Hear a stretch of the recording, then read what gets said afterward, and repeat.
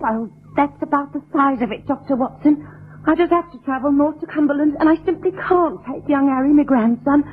I'll only be gone a few days, but I can't leave the boy alone in the house, and he don't know nobody in London. So you're wondering if Sherlock Holmes will allow him to come and stay here at 221B Baker Street, Well, I know it's an imposition, but...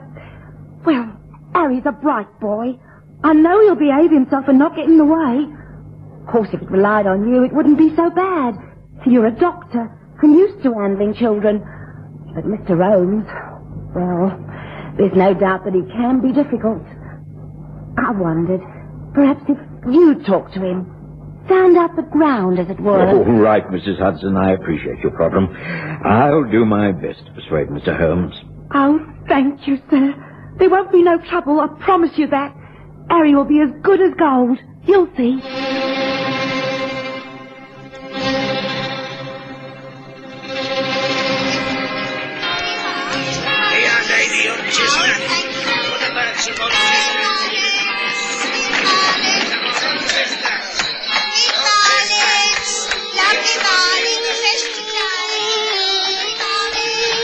We present the stories of Sherlock Holmes.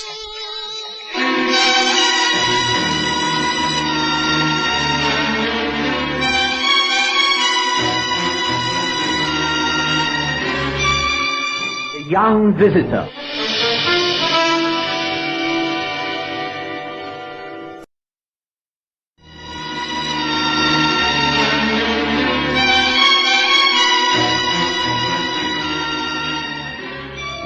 I knew that to put up a lively young boy in our rooms for any length of time would cause untold trouble. But I didn't see why we shouldn't try to help for a short while. There was a small box room at the top of the house that had a trestle bed in it. It could be made quite comfortable. The only difficulty was Sherlock Holmes and his work. He was the last man in London to want a small boy under his feet while he was engaged upon a case. I broached the subject carefully the next morning. Much to my surprise, Holmes agreed to the arrangement quite amicably.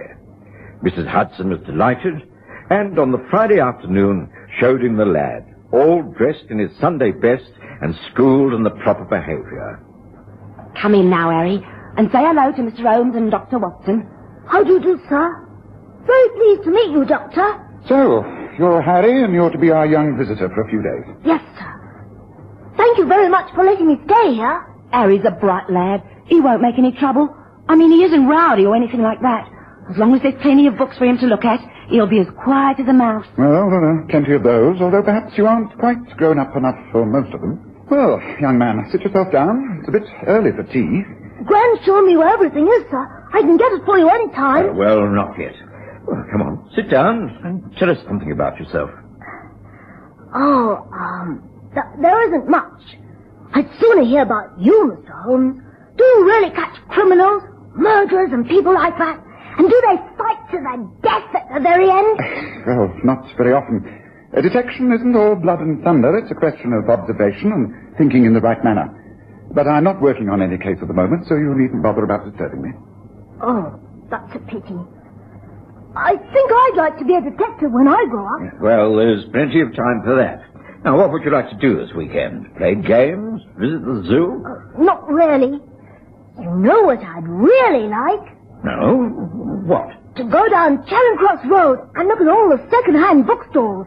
Now, that will really be a treat. Well, if that's what you want, that's exactly what we shall do. We shall do so tomorrow morning. How's that? It's a promise. Wow! I think I'm really going to enjoy it here. I really do. Things had got off to a most pleasant start. It was clear that Holmes liked the boy, who was quick-witted and not over-familiar. True to his promise, Holmes ordered a hansom cab the next day, and the two of them started off for an exploration of the London bookshops. Charing Cross Road was the obvious start. Holmes knew every store intimately, and one in particular, Nesbitt & Son, was a great favourite. Well, now, Mr. Holmes, found anything to your liking? Not at the moment, Nesbitt, but I'll browse around if you don't mind. Make yourself at home, sir. Make yourself at home. Mr. Holmes, just come and look at what I found. What is it, Harry? Look! It's an old book all filled with maps and drawings. Look! sailing ships and pirates. All the voyages marked out. Called E. White Cosgrove. Travels of Imagination and Exploration. What's that? Gracious me. Nesbit, what have you got an old Cosgrove out here on the straw pavement for? What's it marked for us? 5 shillings? It should be worth far more than that. Well, I don't know. It came in with a job lot from a Mr. Robert Johnson of the Manor, Lake Radlett. It's in a poor state. Many pages missing, and the cover is stained and warped. It's a pity. It's rare enough, but I doubt if it could be restored. Please, may I buy it? I'd love to start a collection with this. I've got half the money. If you bought the other half, I promise I'll pay you back. All right. Wrap it up, Nesbit. The young man's found what he wants. Very good, Mr. Holmes. We must encourage a budding bibliophile, mustn't we?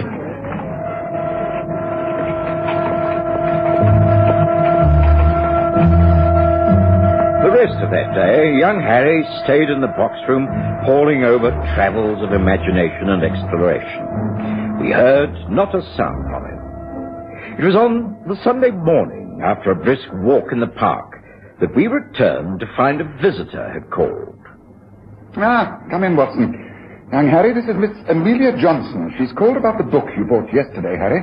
I rather think she wants to buy it from you. What? I'm sorry. Perhaps you'll let me explain, young man. You see, my uncle is Mr. Robert Johnson, and this book came from his private collection. I think there must have been a slight mistake. The volume should never have been included in the parcel of books sent to Nesbit's in London. Since then, a few pages have been discovered, which when added to the book would make it quite valuable. We found out Mr. Holmes's name and address from Nesbit's, and he said he was sure you would agree to sell it back. I'll offer you far more than you paid for it. Now, what do you say? No. I'll give you a sovereign here and now for the book. Here? See, a bright new golden sovereign. Mr. Holmes, I don't have to sell a book, do I? I'll never get another one like it. And if that page is missing, well, maybe I'll be able to buy them for this lady later on. The book rightfully belongs to you, Harry. It's yours, and you've paid for it quite honestly. Of course, Miss Johnson, the missing pages may deal with the island of Corsium and the legend of the dinosaur. There is a reference to that later on in the book, isn't that so? Exactly, Mr. Holmes. It's a shame that the tale should remain incomplete. We're anxious to see the volume whole again. I don't think my offer is unreasonable. Not at all. But it's entirely up to you, Harry. A sovereign back for 5 shillings outlay is a good investment. I don't want a good investment. I want my book, and she shan't have it, so there. I'm sorry, but the answer is no. Well, that's your answer, I'm afraid. The child is entitled to keep what is rightfully his. He's a junior. Surely he has parents I can appeal to, people who will listen to reason. I'm afraid not. None that you can approach at the moment. He's staying with me in the box room in the roof until his grandmother returns next week. But Harry is a strong-willed boy. I doubt if anyone will make him change his mind. Not even if I made the offer 5 guineas? I very much doubt it. I'm sorry, Miss Johnson. I'm afraid your visit from Radlett has been a waste of time. Please, may I show you out? Now, look here, Harry. We appear to have stirred up quite a hornet's nest with this purchase of yours. I'm sorry. I don't want to sell it. No, and I don't think you should. Remember, I told you that detection was observation and theological thinking? Well, this is a case in point. I believe that book is far more valuable than anyone knows. Now, why did Miss Johnson go to such lengths to regain it? She knows nothing of its contents. I deliberately misled her by quoting the island of Corsium and the dinosaur. A total fabrication. Now, she's offering 5 guineas for a book Nesbit thinks only worth 5 shillings. Now, she's not going to stop there. If she can't buy it, she will be arranging to steal it. Oh, you think so? Oh, indeed I do. I've let her know that you occupy the box room at the top of the house with a small window jutting out onto the roof. I shall be very much surprised if you don't have a visitor call upon you this very night. A real-life burglar. What do we do? Bolt the window? Call the police? There's no need to call the police when I'm here. And no need to bolt the window either. In fact, you will leave it open. Now listen, Harry. Here is a real adventure for you. Now this is what we shall do. You will go to bed as usual tonight, but after it's dark.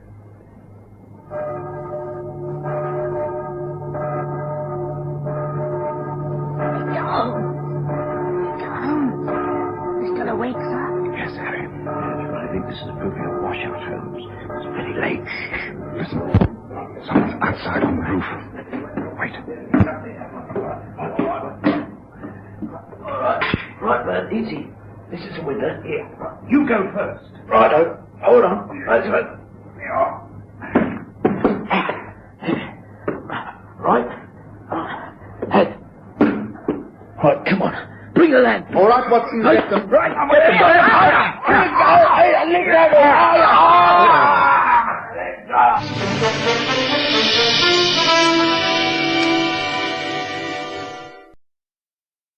After the initial tussle, the two men who had entered the box room from the roof gave up. They were clearly amateurs at the game and even appeared shamefaced after the lamps were lit and the window closed. Holmes viewed them with contempt mixed with pity. As he listened to their awkward explanations, I'd never touched the job if I'd known. So help me, I wouldn't. Me neither. And we was just told to climb in here and get back a book that this kid had nicked from a bookstore. We didn't nick it. It cost $5. Quiet, Harry. Well, you made a right mess of breaking and entering. Did whoever engaged you tell you who I was and who this young lad is? Oh, no. We thought we'd find the place empty. We was told what books to look for. Travels of Imagination, something like that. E. White Cosgrove's Travels of Imagination and Exploration. And I'll have you know that this is the house of Mr. Sherlock Holmes. Oh, blimey. You Sherlock Holmes? Oh, now we're for it. Before we send for the police, perhaps you can tell me the name and address of whoever put you up to this attempted burglary. A fella called Alan Mortimer. He lives at 28 Burmeside Mansions, Main Road, Radlett. Radlett. Ah, yes. Things are beginning to form a pattern. Now, look, you two, it's clear that you have been duped and made fools of. On the other hand, had you been successful, you would no doubt have handed over the book and collected payment. How much were you offered for this job? 10 quid apiece. Ah, that confirms our impressions of the value of the book, doesn't it, Harry? Look, this is what I shall do. I will turn you over to the police, but I shan't prefer charges until tomorrow. If I can clear up this matter swiftly, then we will see if we can't let you off with just a warning. But if things go wrong, I shall call upon you to give evidence against the true offender. Is that clear? Oh, yes. Thank you, sir. All right, Watson. Well, let's get these men down to the police station. Then I think we've had enough for one Sunday night. Tomorrow, we shall be paying a visit to Radlett, to the home of Mr. Robert Johnson, where I hope we can successfully conclude this very interesting matter. And as for you, Harry, you get to bed with no more questions asked. Understand? could not resist the temptation of a trip to Radlett the following day. With the two would-be burglars still under lock and key, there was no chance of any information leading back to the man who called himself Alan Mortimer. It was typical of Holmes that he made young Harry do up the controversial book in a neat brown paper parcel with string tied in reef knots. We then took a train to Stanmore and a carriage to Manor Lake, Radlett. Paying off the carriage, we walked up the long driveway. Obviously, the land and manor had at one time been a famous property. A vast lake stretched to the west of the house. An attempt had been made to control the foliage, but whoever had made it had fought a losing battle. We were crossing the final lawn when two figures appeared upon another driveway, a man and a woman. Now, who do I see approaching? You have but seen her once. What do you say, Harry? That awful woman who wants to buy my valuable book. Yes, it's Amelia Johnson, all right. Who's that with her? Yes. I'd make an even guess that his name is Alan Mortimer. Cruddy bloke who organized the burglars. Now, if I'm right, young Harry, you must keep your mouth firmly shut. You are not going to let on about anything that has happened. If you do, you will destroy everything. Understand? But Now, they've seen us, and they've also recognized us. They cannot refuse to greet us. But whatever I say, you must agree. No matter how much you hate it, you must smile and nod and be a little gentleman. Understand? But All right, I agree. Good. Here we are. Now, good morning, Miss Johnson. I hope you'll pardon this intrusion. The fact is that my young friend here has had a change of heart and thinks he would like to talk to your uncle about the purchase of his book. What? I see. I don't know where Uncle is. I think he's inside the house. Good morning, Dr. Watson. Good morning. Good morning, Harry. Mom? Good morning, sir. Good morning. Oh, allow me to introduce you. This is my fiancé, Alan Mortimer. Mr. Sherlock Holmes, Dr. Watson, How do you do? and Harry. Pleased to meet you. Would you excuse us? I think we'd better go on up to the house. I'd like to conclude this transaction as soon as possible. Come, Watson, Harry, this way. Good morning to you, Miss Johnson. Good morning, Mr. Mortimer.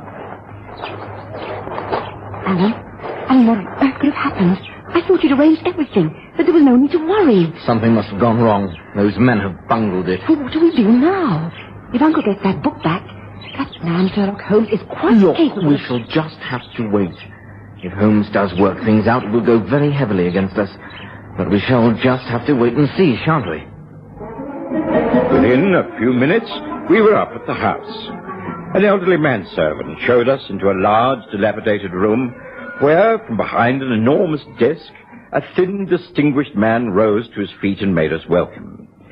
He explained his circumstances and how he came to part with the book.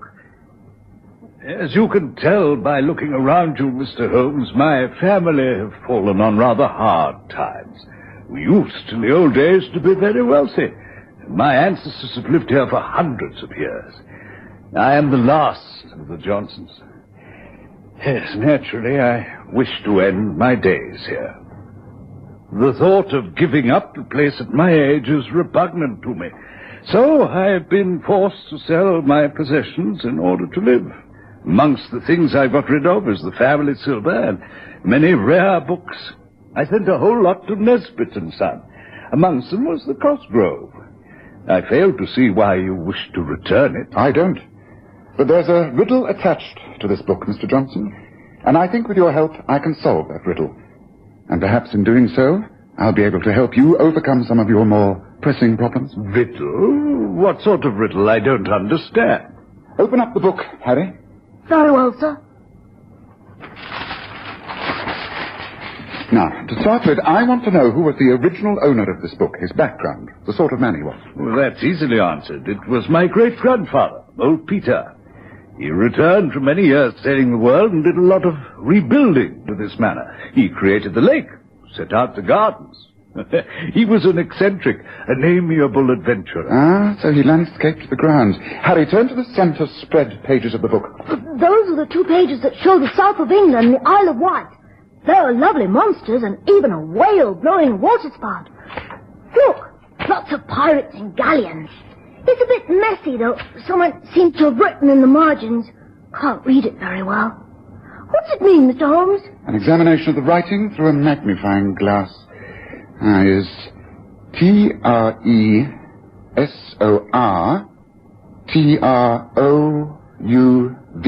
Oh, Trésor trouvé.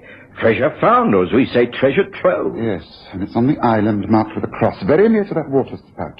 A treasure! On the Isle of Wight? I think not. Let's come to the window. You see the French windows open out with a view across the lake. Now, do you see anything unusual about it? Oh, best that I can. Well, it looks a bit overgrown. That's if you forgive the observation, Mr. Johnson. Oh, I agree, but personally, I've never liked that lake. It seems so oddly designed. No symmetry, just everything thrown together. Look more closely at the small island towards the far end. I think if we had a bird's-eye view of its shape, we would be reminded of something. Now, does it mean anything? Well, I must confess I don't know what you're getting at. Well, what about you, Harry? Come along, you're a bright boy. What does it remind you of? Well, funny. I've got it! It's the same shape as the map. The Isle of Wight, like in the book. Ah, exactly. But I don't understand you. You mean that old Peter landscaped that lake and island to resemble this map? That's it. Now, wait a moment. There must have been a reason. But the treasure trove. You think that there's some sort of treasure hidden on that island out there? Well, one can but assume that old Peter worked all this out for that reason. It explains why this book is so valuable. I presume that you have a boat that can get us across to the island, Mr. Johnson? Well, there's an old rowing boat moored down there. Oh, I haven't been across to the island for months. Old Giles, my manservant, will know if it can still be used. Good, then I suggest a trip to the island and a little exploring, don't you? Wow! Buried treasure! The boys at school are never going to believe this. Come on! Oh, I don't understand. There isn't any water spout, Mr. Holmes. So how can we know where to look? What's that half hidden in the reeds and bushes? Looks like a sort of fountain. Hey, a water spout! Pull up alongside it, Watson. Right, Herb.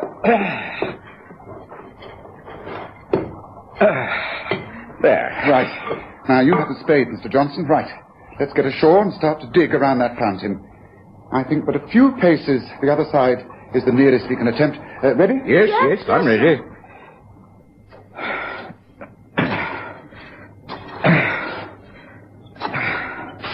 There's something here. It's metal. Joe, look. There's a small metal box. Now, come on, give me a hand. Smooth away the earth, Harry. Right. Right, open it. Yes, it doesn't appear to be locked.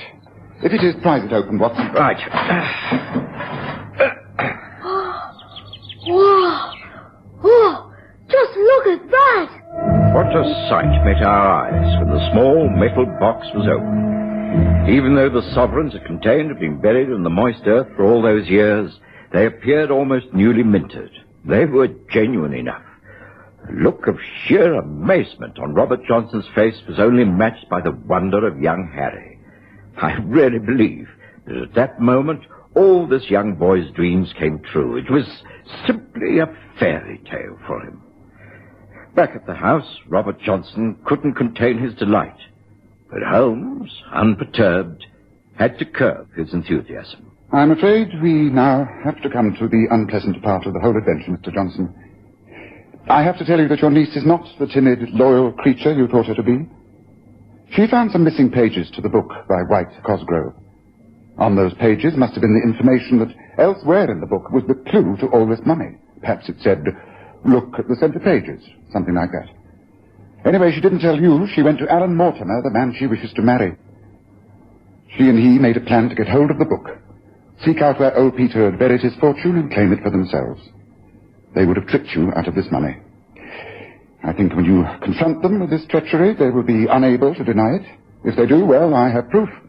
Witnesses now under lock and key. Get rid of both of them and enjoy your old age, Mr. Johnson. Why, I don't know how to thank you, Mr. Holmes. Surely there must be some way, some reward. Holmes refused the reward. The young Harry Hudson went back to London with 10 shiny sovereigns in his pocket. The happiest lad in the whole world.